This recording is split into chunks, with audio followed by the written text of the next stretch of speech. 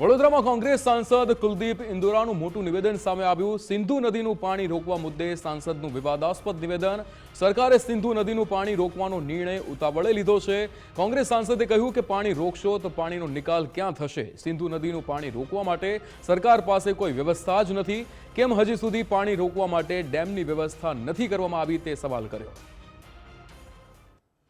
तकलीफ इस बात की है, वो पानी भी जाता है और उसके पानी के बदले मुआवजा देते हैं, क्योंकि पाकिस्तान इस बात को कहता है कि इस पानी से हमें नुकसान हो रहा है, जबकि हमें पानी की कमी से नुकसान हो रहा है।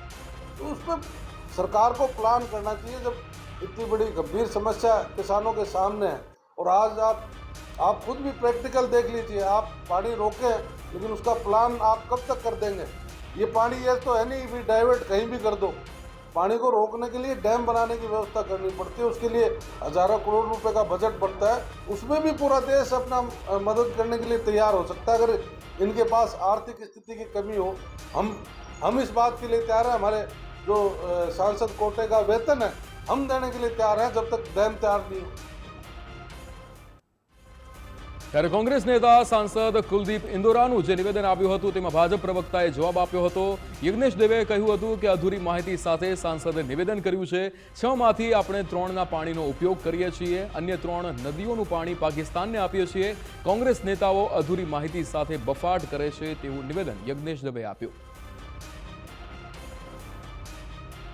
અધૂરી માહિતી સાથે અને ઓછા અભ્યાસ સાથેના એમના નિવેદનો છે, કારણ કે ઇન્દોરીએ જે નિવેદનો કર્યા છે એ નિવેદનોની અંદર ઇન્દોરી એવું કહી રહ્યા છે કે સિંધુ ઉપરાંત બીજી 2 નદીઓના પાણી પણ આપણે એમને આપીએ છીએ, જેની અંદર એમને સતલજ નદીનું નામ કહ્યું છે અને સિંધુ નદીનું પાણી ખાલી આપણે રોકી રહ્યા છીએ।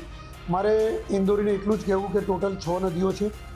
6 નદીઓમાંથી 3 નદી ચિનાબ, સિંધુ અને ઝેલમ, આ 3 નદી એવી છે કે જેનું પાણી આપણે પાકિસ્તાનને આપીએ છીએ અને રાવી, સતલજ અને બ્યાસ એ 3 નદીનું પાણી એ ભારત વાપરે છે અને આ આખા કરારનું નામ સિંધુ કરાર છે।